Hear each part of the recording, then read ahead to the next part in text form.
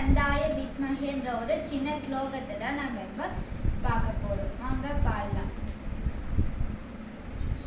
ஏகதந்தாய வித்மஹே வக்ரதுண்டாய தீமஹி தன்னோ தந்தி பிரச்சோதயாத். ஏகதந்தாய வித்மஹே வக்ரதுண்டாய தீமஹி தன்னோ தந்தி பிரச்சோதயாத்.